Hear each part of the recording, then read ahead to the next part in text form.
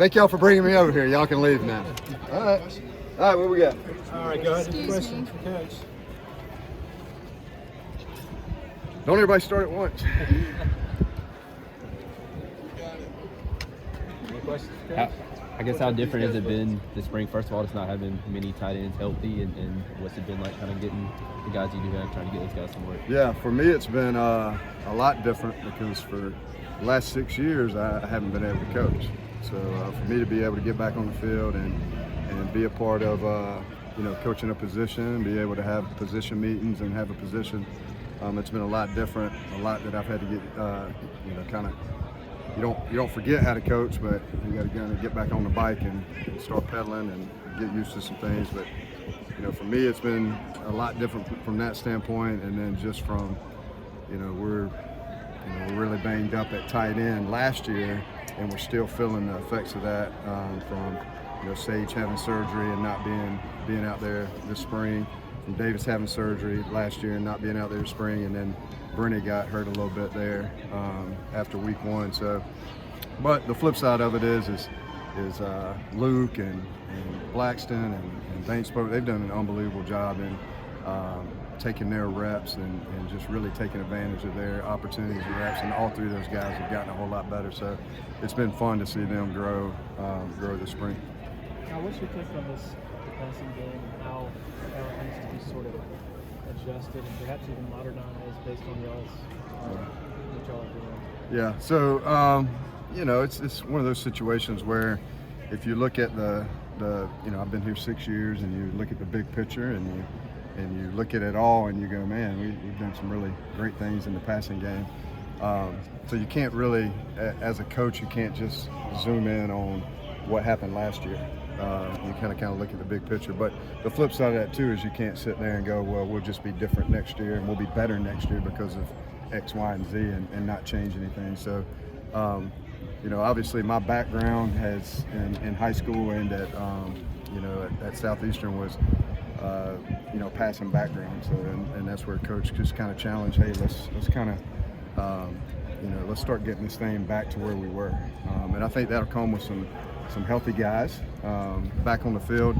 But the flip side, we got to get some confidence in the passing game too. And we lost our confidence last year. And once we lost it, it was hard to get it back. So we've made some tweaks. I think the biggest thing is me and Street are sitting down together and just kind of talking about, all right, where do we want to go in the future with this? We don't want to throw it all out the window, but the flip side of it is where do we want to go and grow this thing? And I think the biggest thing is this: let's get back to the basics. One, where the basics were we put the ball in playmakers' hands in space and they went and made plays in the passing game. And then the second thing is maybe we need to simplify some things, maybe some things that's kind of stacked on top of each other year after year after year. And then all of a sudden simple concepts becomes complex concepts. So that's probably the 2 biggest things that we've looked at and kind of trying to, I wouldn't say revamp the passing game, but just kind of get back to where we were and get our confidence back. That's really the biggest thing. Tyler mentioned the other day some new passing concepts that you guys are implementing. How did you guys sort of come up with what you wanted to do in that aspect? Yeah, I mean, some of them are just things that I've done in the past and had success with, whether it was at the high school level or the college level. So some of those things are just, we were running maybe versions of it, and this is kind of a different version of it, or maybe an updated version of it. So, we haven't overhauled the passing game, and no way that we've done that. But we have come in and added a couple tweaks to some things that we already do to take advantage of some space that a defense gives you post-snap. I think for me, when I look at the passing game, there's things that a defense can do to you pre-snap, and then there's things that they're going to do to you post-snap. And a lot of times in the passing game, you get locked into, all right, what are they doing to us pre-snap? And then you can't, after the ball snapped and that play is called, you can't change what happens post-snap. And what I want to do and what, me and Coach Streeter sat down and the rest of the coaches is like, all right, post-snap, where's some grass pockets in this play call that we got called? And how can we get into those and be more, and there's no perfect play calls, but how can we get some more answers in the play call post-snap? Because nowadays you can't just line up and and look to the sideline and go, all right, get me out of this bad play call, or get me out of this defense doesn't match this play call. Because as soon as you get a new play, well, the defense gets a new defense. And then you're doing this number and you run out of time to snap the football. So for me, it's like, how can we take advantage of what the defense gives us post-snap and have it already built in to where, hey, if you're in, I'm out, and if you're out, I'm in. And those are some things that, you know, we've really worked hard to kind of look at our core concepts and go, all right, does this work? And then, like I said, some of the stuff is just stuff that I've done in the past, had success with, and go, hey, let's try this spring. Let's see what it looks like, get some tape of it, and then go and see if we want to continue doing it once we get into the summer and can kind of sit down and study a little bit more. This may be a dumb question. Is it hard to try to simplify things, but also you're adding in, I guess, stuff that you're doing post-snap as well? It's not a dumb question. No, not really, because when we look at, thanks for coming. You can't shake these dudes, you know. That's another part that's changed is, you know, I get to hang out with those dudes. So you know, it's a good question from a standpoint of you're adding things and you go, well, how are you getting simple when you're adding things? Well, as we've added some things, we've actually taken away some things too. So as we've added some tweaks into core concepts, that really doesn't add a concept. It just adds to, like I said, hey, we're going to run the same routes, but as you're running that route, here's a question mark. You know, back in the, you know, I give the tight ends, hey, I give them a route to run, and I tell them they got an exclamation point at the end. That means, hey, I'm running that route. There's no ifs, ands, or buts. If there's a question mark, I got some options. I can think about some things as I'm running this route and maybe do something different based off of what you as the defender is doing to me. So with those concepts, we've just added some question marks. And then with adding completely new concepts, which has not been a lot, we just said, all right, let's put some other ones on the back burner. Let's put some other ones maybe out of the system. Mm-hmm. We don't run them. You know, we looked at the thing too and we go, all right, we got these in the system and we install them and we practice them, but they're not really great play calls in a game, so we don't call them in a game. Right. And then let's quit installing them and let's quit, you know, wasting the reps on them. So I think that's where we've gone from changing and tweaking and adding to where we're still simple though, because we are taking out too. Which is part of that, the ability to go deep, part of those question marks factor into that? You know, not necessarily. You know, the quote-unquote question mark is, hey, if they give you the deep, then let's take the deep. But if they take away the deep and say a deep pass that we've called and they take away the deep, then there's got to be somewhere where they're not. So now the question is can I get into that spot that they're not? And, you know, a good example is if you got a vertical route and let's say everybody drops out of there and takes all the verticals, well, is it smart of us just to keep running a vertical route into a bunch of, like, I'm trying to beat you and you go, no, you're not going to beat me. And I go, yeah, I'm going to beat you. And we just keep running and I never beat you, right? Well, to me, that's not real smart. So if there's nothing deep over there, then why don't we take that right there? And that's kind of the question marks that we're kind of giving the guys. And I say question marks, it's just kind of like options, you know, like options in your routes. Is it kind of what was happening last year? It didn't seem like there was many deep threats to kind of loosen up the defense last year. Was there enough? Does that need to change? No, I mean, I think any game that you go into, you got to go into a game and say, hey, I'm going to, you know, I got to force the ball downfield to take advantage of some shots. And I think to an extent, again, you got to look at personnel. At times our personnel was not there to be able to threaten the field deep. And then we just weren't consistent at times in throwing the ball downfield, and that happens too. So I think there was a mixture of things to where I can look back, and we go every year and look back, and we've got it all calculated up, and there's not a year where we go, man, we don't want to throw the ball deep this year, or hey, we want to throw the ball deep this year. No, every game that we go into, we want to take some shots. But I don't think it's smart for us just to go take shots, just to say that we're taking shots too. We need to be able to be calculated in our shots and calculated in the passes that we're calling. And then at the end of the day, you got to be able to run the football and you get to be able to do some things in your screen game and your run game if you want to be able to take those shots downfield. And it all ties, hand in hand. I got the pass game coordinator title. That means nothing. I mean, it really doesn't, because the pass game is nothing if you don't have a run game. The run game is not much if you don't have a pass game. And if you don't have that screen game to keep defenses from laying their ears back and coming and keeping them honest, none of it. It's not going to be a consistent offense. And at the end of the day, that's what you're looking for. You're not looking for, can we be a big play offense? Can we be a keep the ball, time management offense? We want to be a consistent offense. And consistency comes from 4 quarters of consistency, and then turn around and can you do it 7 days later?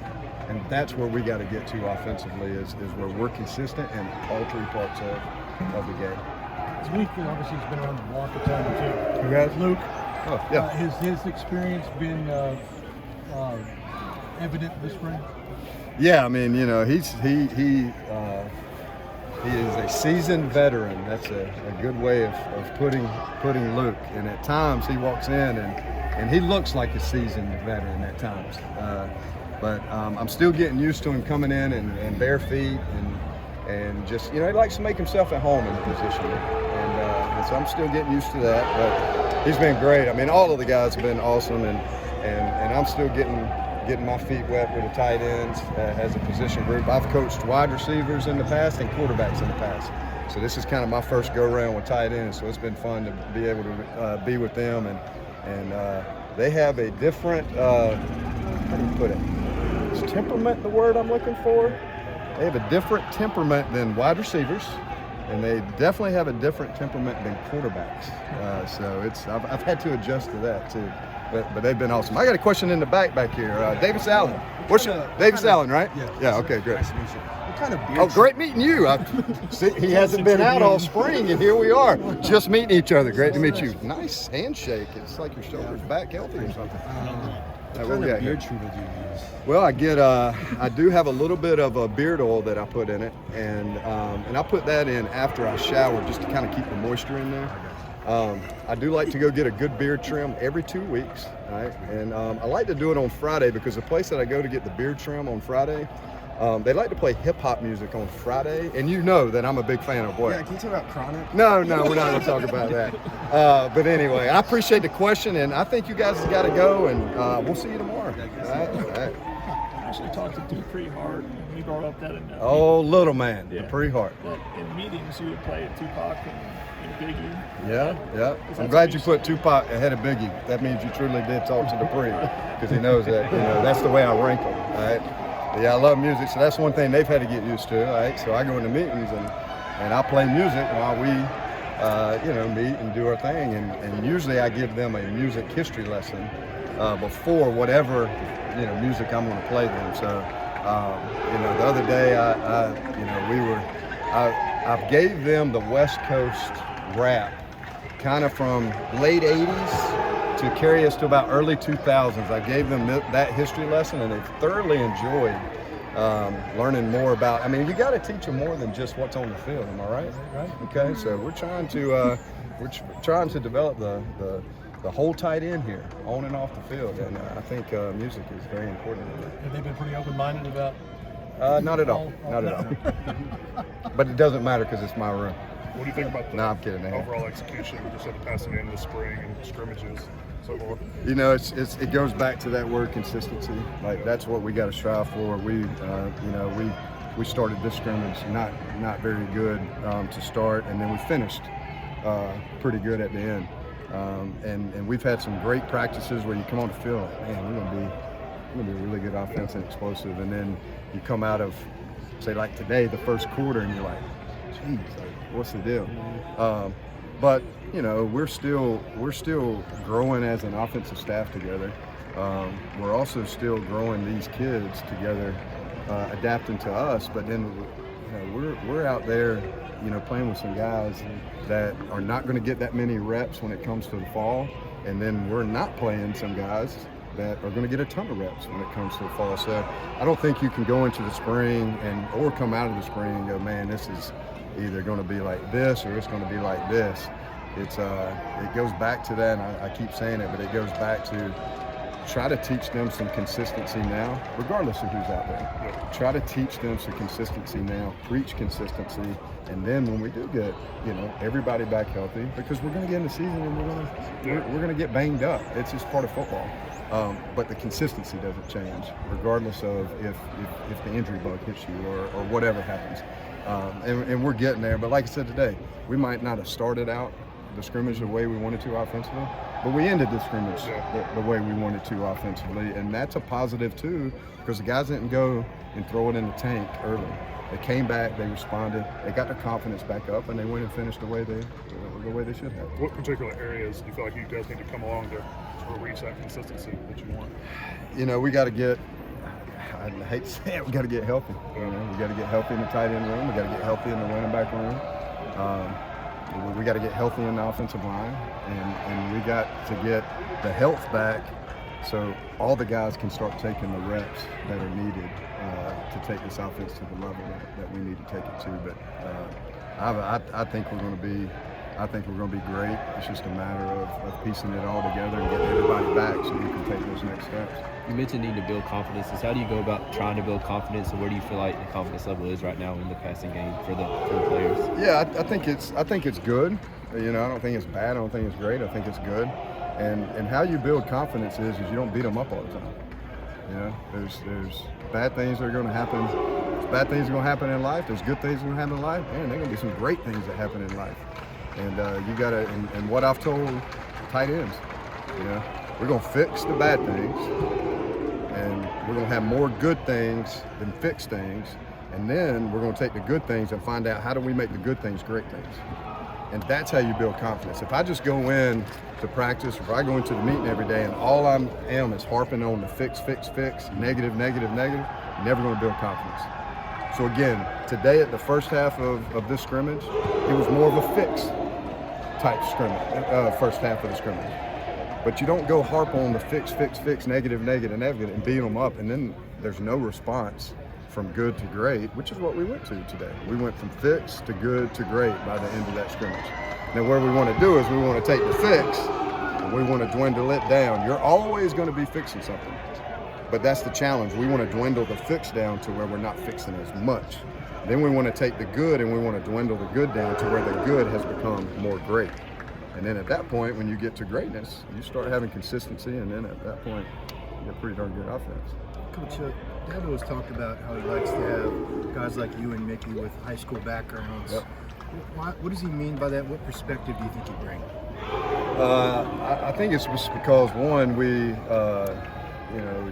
you truly appreciate, I was thinking about this the other day, you truly appreciate coming to work every day and be able just to coach football, So me and Mickey kid around all the time. We say every college coach.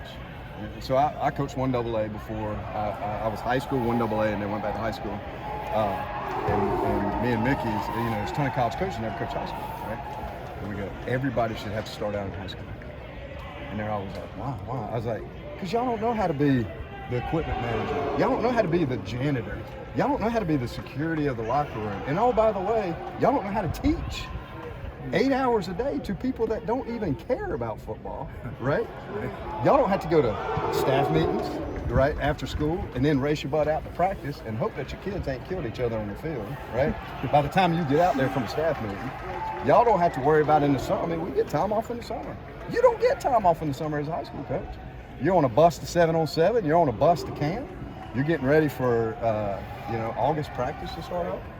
And half the time you're doing it with about 7 or 8 people. I mean, our staff room has gotten so big, we just had to blow it up and build another one, right? But you turn around and you got 7, 8 people to do 50 jobs. And then you come here and you truly appreciate, like, I wake up every morning and I mean, it's awesome. I wake up every morning and I don't have to do bus duty. Every morning I wake up, I don't have to do bus duty. And then I go down to the bistro and I walk around and I go, man, I should be doing cafeteria duty down here. I'm waiting for a fight to break out and start breaking it up. But I go over there and I go to the iPad and I order me a little meal. I sit down and don't have anybody, and I eat and I don't have anybody telling me, hey, the bell's getting ready to ring. You got to run over there and grab your duty outside A Hall, right? And then I go watch football all day, and I coach football. I mean, it truly makes you appreciate. I just get to be a football coach. So it's work ethic, but it's more perspective. Yeah, I mean, everybody works hard at high school, college, but it's just like, you get to truly just be a football coach, and it's fun. It's fun. It's hard.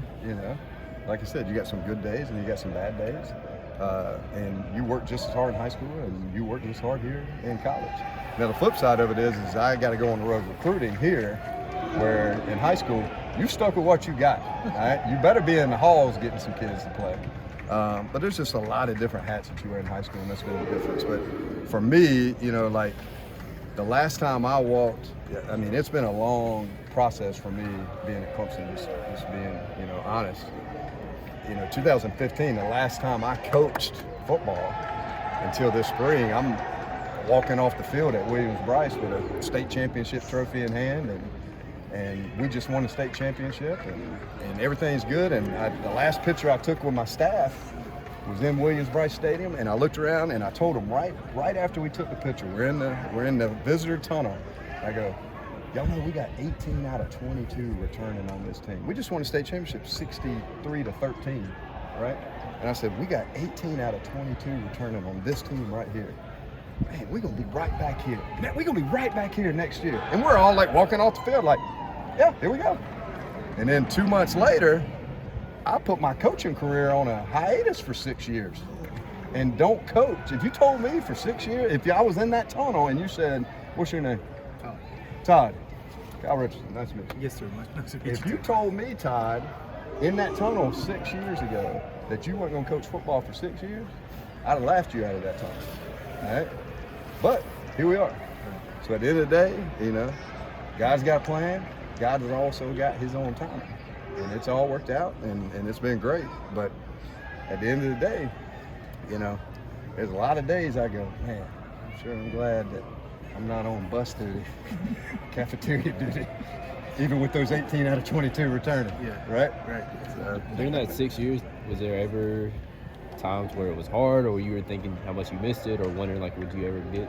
Oh, I missed it. I mean, I missed it every day, and it was very difficult. I had opportunities to leave and go to college, and go to a different college. But like I said, I part of me was race out the door and go get back on the field, and then the other part of me was like just stay patient and keep doing what like I said, what God's plan is. And for me, God's plan I felt was to be right here, and he opened up these doors, and at that point he hadn't closed them. But I would tell you the most ironic part of it is there was one I kind of had gone. First of all, I love high school football, and I love coaching high school football, and it truly was a passion of mine, and still is. And but there was a couple every year I'd start missing it so much. I go, man, I think I'm just not. I think this is it. I think I'm going to go back to high school football. Yeah. And there was, I don't name the job, but there was one specific job in the state of South Carolina, and I was like, if that job opens and I haven't got on the field at Clemson, I'm going to go try to get that job. Well, that job opened, and I looked at my wife and I started telling her, hey, I think I'm going to start getting my stuff together and go after this job. And crazy enough, like I said, God's plan, God's timing. As soon as I started getting my head around, I'm going to go after that high school job in this state, about an hour and a half down the road. About a day or two later is when Virginia hired Coach E, and Coach Sweeney called me and promoted me to the tight ends coach. So to me, that was kind of, because I was ready to roll. I was done not coaching. I was done not making an impact with these kids, and I was ready to go. I was ready to go get it done back at the high school level. And that to me just that was kind of a, God wink saying, hey, the timing of it. Like, oh yeah, now you're ready to go back. You go, oh, the job that you wanted is there. And then Coach Sweeney called me and offered me a job. The craziest part of all that is I was laying on my back after, back surgery, and could not go coach. Once I had the job, I still couldn't go coach. And that was kind of difficult too, because it was like, all right, you got to be patient a little bit longer. I'm like, geez, how long do I got to be patient? But anyway, I think you said that you told Coach Sweeney that if all I had to do was lay on my back and get a surgery, they would have done it sooner. I'd have done it a long time ago. And actually, I did have a surgery before this back surgery, so I've had two. I guess I needed to give him the heads up on the first one that I had, because if that's all I had to do, I would have done it probably a long time ago, or at least give him the heads up that, hey, I'm for back surgery, for possibly a job open. You were talking about you can't obviously go recruit as a high school coach, so you have to work with what you got. I mean, yeah, going back to Dupree, he's like a 5'6" receiver, you move up to quarterback. Yeah. What do you remember from that? Why do you feel like he could fit that position? What is your philosophy in terms of players fitting the scheme as far as, or the scheme fitting the player? Well, I think it goes back to what we said earlier. You got to put your players in position to make plays. And for that year, we were just coming off, when I moved into quarterback, he was like 60, 70 catches away from being the national record holder of all time of receiving. He had already broke A.J. Green, all his records in the state. But we were not very good at quarterback. Mason Rudolph had just graduated and gone to Oklahoma State, and I thought we were going to be okay at quarterback, and after about 3-4 games, I realized we weren't very good. And at that point, you got to put your players in position to make plays. And for the team, the best thing was for Dupree to go to quarterback. For Dupree personally, stay at receiver and go break the records. But he's always been a team player. He's always been just a kid that's always been about hey, I want to win and do what's best for the team. So I moved into quarterback, and we won, I think, like 9 straight games at that point, or 8 straight games, and took off to the playoffs. So again, no different than what we do here. If you produce and make plays, you're going to find a way on the field, and then it's our job to put you in the best position to go make those plays. As a passing game coordinator, what do you kind of see your role, your main objective just with that title? I mean, just to me, every day that I come to work, I want to be the best tight ends coach in the country, regardless of passing game, run game. Like I know tight ends got to do it all. They got to be in the run game, heavy in the run game. They got to be heavy in the pass game, and they got to be able to be in the box and outside the box. So my job is to come in, regardless of passing game coordinator title, come in and be the best tight ends coach in the country. So I don't really come in and go, man, this title's great, blah, blah, blah. Like I'm going to put my input in on the passing game, and then I'm going to put my input in on the run game, because at the end of the day, I've been an offensive coordinator and I've been a head coach. And you got to be able to obviously dabble in it all as an offensive coordinator. So I got the passing game coordinator title. It's great, but at the end of the day, I'm the tight ends coach, and it's my job to make them the most successful, put them in the most successful position they can be in and day out. Does Davis Allen have the potential to be the most versatile tight end that's been around here in a while? I think he's got a chance to kind of stamp his legacy as a great Clemson tight end. Versatility is something that, he's a great inside the box player and physical inside, and he's a great outside the box player and a matchup guy outside the box, and you saw that last year in some of the plays that he was making. We've had some great tight ends come through Clemson, and he's just another one that I think at the end of the day is going to have that great tag on the other side of his name, and he decides he wants to go to the next level. He's one of those guys that he's just a professional. He's a professional in college, and he's going to be a great professional, in the pros. I just hope he sticks around a little bit longer and still becomes stays a great college professional, because he's a joy to be around and just a great kid. What did you see from DJ and Cade today, and what have you seen from them throughout the spring? They've had some really, really good days, and they've had some days where we got to go fix some stuff. But the great thing about both of those guys is they just come to work every day. They don't get too high, they don't get too low. They just come to work every day, and they'll be in there tonight watching this film and trying to get better, and they'll be in there in the morning. I mean, when they're not in school, they're over there meeting. So I love the consistency part of that, and now you got to get the consistency part of it to translate to the field. But they work their tails off, and they've done some great things this spring. Like I said, we just got to get a little bit more consistent. Talk about adding question marks, and then obviously the quarterback and receiver have to be on the same page about what the question mark turns into. How much stress does that put on the quarterback? It just comes with time and reps, and it's that's really all it comes down to. We're not doing anything different than a lot of college and NFL passing teams do. I did a little bit of this stuff already in high school with high school kids, but you don't do it overnight, and you don't do it without repping it a ton and practicing it a ton. So at the end of the day, it just comes down to time and reps. Good. Any more questions? Good. All right. Appreciate it. Thank y'all.